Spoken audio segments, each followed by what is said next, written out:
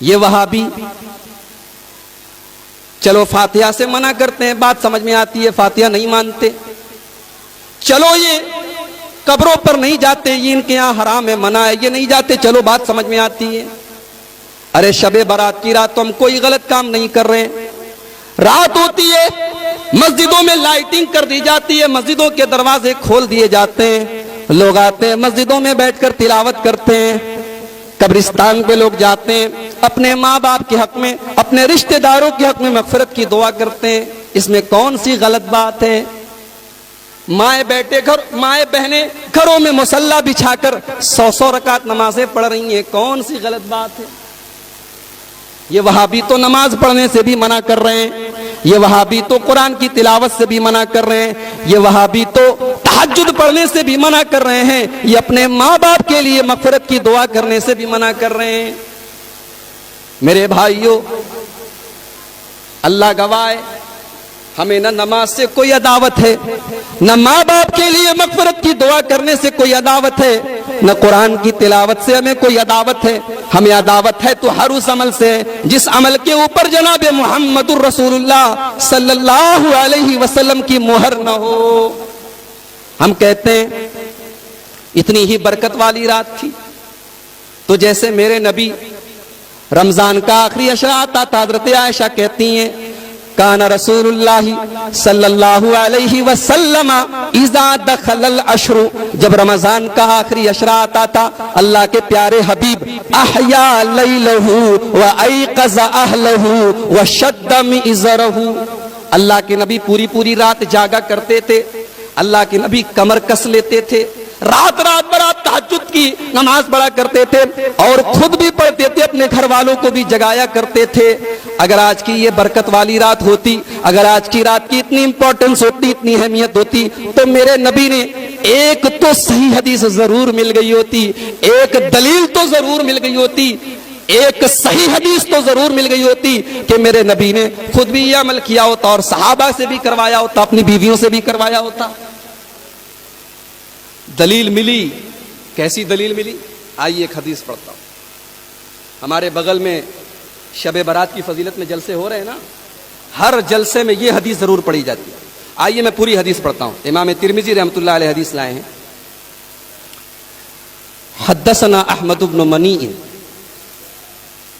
قال حدثنا یزید بن ہارون قال اخبرنا حجاج بن ارطاط عن يحيى بن ابي كثير عن عروة عن عائشة قالت فقدت رسول الله صلى الله عليه وسلم ليلة فخرجت فإذا هو بالبقيع فقال أكنت تخافين أن يحيف الله عليك ورسوله؟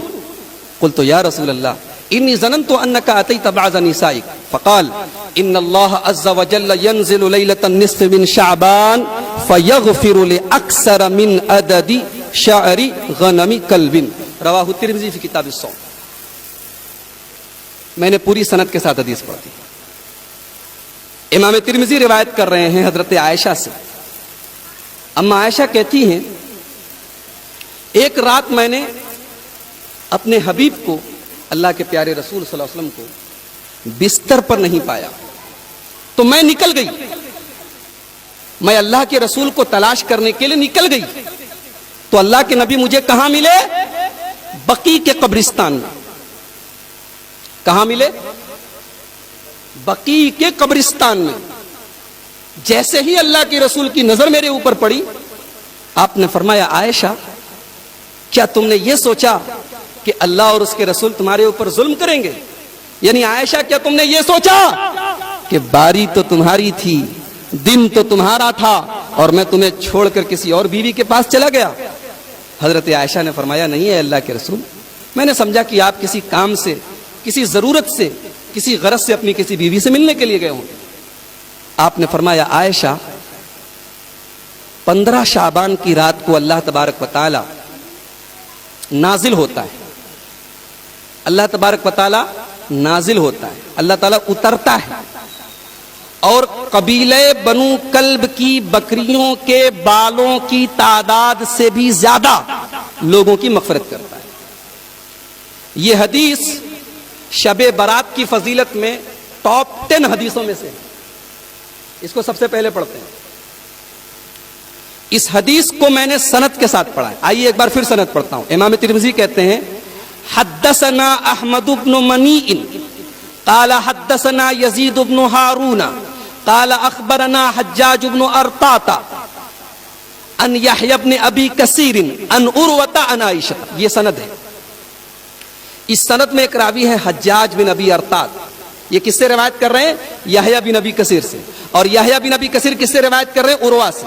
اب امام ترمذی رحمۃ اللہ علیہ اس حدیث پاک کو بیان کرنے کے بعد خود کہتے ہیں سمعت محمدن، میں نے اپنے استاذ محترم امام المحدثین امیر المومنین فی الحدیث سیدنا امام بخاری رحمۃ اللہ علیہ کو یہ فرماتے ہوئے سنا کان یضعف ھذا الحدیث. امام بخاری کہتے ہیں یہ حدیث ضعیف ہے. کون کہہ رہا ہے؟ کون کہہ رہا ہے حدیث ضعیف ہے؟ کوئی یہ نہ کہے کہ وہابی کہہ رہا ہے. کون کہہ رہا ہے؟ بخاری کہہ رہا ہے. امام بخاری کہہ رہے ہیں. اور کعبے کے رب کی قسم، علم حدیث میں جو مقام امام بخاری کو حاصل ہے وہ کسی اور کو حاصل ہے. امام بخاری کسی راوی کے بارے میں کمنٹ کر دیتے ہیں فیہ نظر، اس راوی کی حدیث کو تھوڑا سوچ وچار کر لیا کرو. یہ نہیں کہتے کہ ریجیکٹ کر دو. امام بخاری اگر کسی راوی کے بارے میں صرف اتنا بول دیں فیہ نظر، اس راوی کی حدیث کو سوچ سمجھ کر لیا کرو، تو علماء کا اتفاق ہے، محدثین کا اتفاق ہے، فقہاء کا اتفاق ہے کہ وہ حدیث ریجیکٹیبل ہے، وہ حدیث مردود ہے، وہ حدیث قبول نہیں کی جائے گی، کیونکہ اس کے راوی کے بارے میں امام بخاری کا اتنا زبردست کمنٹ ہے. امام بخاری بول رہے ہیں یہ حدیث ضعیف ہے. اچھا یہ تو سند ہے. اچھا امام بخاری حدیث کو ضعیف بتاتے ہیں، وجہ کیا بتاتے ہیں؟ امام بخاری کہتے ہیں، اور یہ جملہ بھی ترمذی کے اندر موجود ہے، امام بخاری کہتے ہیں اس حدیث میں ایک راوی ہے حجاج بن ابی ارطاط، اس نے یہ حدیث روایت کی ہے یحییٰ بن ابی کثیر سے، جبکہ دونوں کے بیچ میں سما ثابت ہے. اب میں یعنی کہ عبد الغفار سلفی اگر میں کوئی حدیث بیان کروں اور میں کہوں کہ میں نے یہ حدیث مولانا حیات اللہ بنارسی سے سنی ہے یا مولانا ابو القاسم صاحب بنارسی سے سنی ہے، تو لوگ ہنسیں گے، بولیں گے ارے دیکھو یہ جھوٹ بول رہا ہے، یہ جھوٹ بول رہا ہے. مولانا ابو القاسم صاحب بنارسی کب پیدا ہوئی؟ کب انتقال ہوا؟ 1949 میں. یہ 1986 میں پیدا ہوا. یہ بول رہا ہے میں نے حدیث سنا ہے. تو ایسی حدیث کو ریجیکٹ کر دیا جاتا ہے. ایسی حدیث منقطع مانی جاتی ہے جس میں دو راویوں کے بیچ میں ڈس کنیکشن ہو، ایک راوی دوسرے راوی سے روایت کر رہا ہے لیکن دونوں کے بیچ میں سما ثابت نہیں. تو امام بخاری بول رہے ہیں کہ اس حدیث کا راوی حجاج بن ابی ارطاط، یہ حدیث جس سے روایت کر رہا ہے یحییٰ ابن ابی کثیر، دونوں کا سما ثابت نہیں ہے. اور یحییٰ ابن ابی کثیر اس حدیث کو روایت کر رہے ہیں عروہ سے، اور ان کا بھی سما ثابت نہیں. یعنی حدیث میں دو جگہ ڈس کنیکشن ہے، حدیث میں دو جگہ انقطاع ہے، حدیث منقطع ہے. ایک بے بنیاد حدیث کی بنیاد پر ہم شب برات منائیں؟ اہل حدیث کا مسلک اتنا کمزور نہیں ہے، دین کو ہم اتنا کمزور نہیں سمجھتے کہ ضعیف اور موضوع اور من گھڑت روایات کی بنیاد پر ہم کوئی عمل شروع کریں. صحیح حدیث لے آؤ، انشاءاللہ سب سے پہلے اہل حدیث کی مسجدیں کھولیں گی، سب سے پہلے تلاوت اہل حدیث کرے گا، سب سے پہلے اپنے مردوں کے لیے دعائے مغفرت اہل حدیث کرے. اچھا ایک بڑی عجیب بات حدیث میں دیکھیے، حضرت عائشہ کہتی ہیں کہ میں نے اللہ کے نبی کو بستر پہ نہیں پایا تو میں گئی. کہاں گئی؟ بقیع کے قبرستان میں. قبرستان میں جانے کی کیا ضرورت تھی؟ اگر واقعی میں یہ مغفرت کی رات ہے تو مجھے بتاؤ، شب قدر کیا مغفرت کی رات نہیں ہے؟ شب قدر کے بارے میں تو میرا رب قرآن میں کہتا ہے انا انزلناہ فی لیلۃ القدر وما ادراک ما لیلۃ القدر لیلۃ القدر خیر من الف شہر تنزل الملائکۃ والروح فیہا باذن ربہم من کل امر سلام ہی حتی مطلع الفجر. شب قدر کے بارے میں تو میرے رب نے پوری قرآن کی سورت نازل کر دی. میرے رب نے کہا یہ اتنی مبارک رات ہے کہ ایک رات کی عبادت 1000 مہینے سے افضل ہے، 84 سال کی عبادت سے بہتر ہے اس رات کی عبادت۔ لیکن ایک روایت دکھا دو، ایک حدیث دکھا دو، ایک سند دکھا دو، ایک دلیل دکھا دو کہ شب قدر کی رات میں میرے نبی قبرستان جا کے دعائیں مغفرت کرتے تھے۔ سن لو، اہل حدیث کا عقیدہ یہ ہے کہ ماں باپ کے لیے مغفرت کی دعا گھر بیٹھ کر بھی کر سکتے ہیں، مسجد میں بھی کر سکتے ہیں، اور قبرستان جا کر بھی کر سکتے ہیں۔ قبرستان جانا ضروری نہیں، ٹھیک ہے جا سکتے ہیں۔ ابھی ہمارے صدر محترم نے پوری قبر کے تعلق سے پوری حدیثیں پڑھی، لیکن یہ عقیدہ کہ ماں باپ کی مغفرت کی دعا تبھی ہوگی جب ہم قبرستان پر جائیں گے، یہ عقیدہ اسلام کا نہیں ہے۔ معاف کیجئے گا، یہ ان کا عقیدہ ہے جن کا مذہب قبرستان سے شروع ہوتا ہے اور قبرستان میں جا کر ختم ہو جاتا ہے۔ اس رات کا نام شب برات کیوں پڑا جانتے ہیں؟ براءت، یہ براءت بنا ہے تبرہ سے، یہ براءت بنا ہے تبرہ سے، اور تبرہ یہ روافض کی اصطلاح ہے، یہ ابو بکر و عمر کے دشمنوں کی اصطلاح ہے، یہ صحابہ کو گالیاں دینے والوں کی اصطلاح ہے، جو نماز میں جب تک حضرات شیخین کے اوپر، سیدنا ابو بکر صدیق کے اوپر، حضرت عمر فاروق کے اوپر جب تک براءت کا اظہار نہ کر لیں، جب تک ان سے اپنے آپ کو بری نہ کر لیں، ان کی نماز قبول نہیں ہوتی۔ اور جو اپنی آنکھوں میں یہ سپنا سجوئے ہیں کہ جب ہماری حکومت ہوگی مکہ اور مدینہ پر تو ہم ابو بکر کی قبر سے اور عمر کی قبر سے ان کی لاشوں کو نکال کے سولی پہ لٹکائیں گے، جن کا یہ سپنا ہے ان کے لیے یہ شب برات، یہ تبرے کی رات ہے، یہ برات کی رات ہے، یہ صحابہ سے تبرہ اور صحابہ سے اپنے آپ کو بری کرنے کی رات ہے۔ اور جانتے ہو، جا کے دیکھ لو روافض کے یہاں آج کی رات کی بڑی اہمیت ہے۔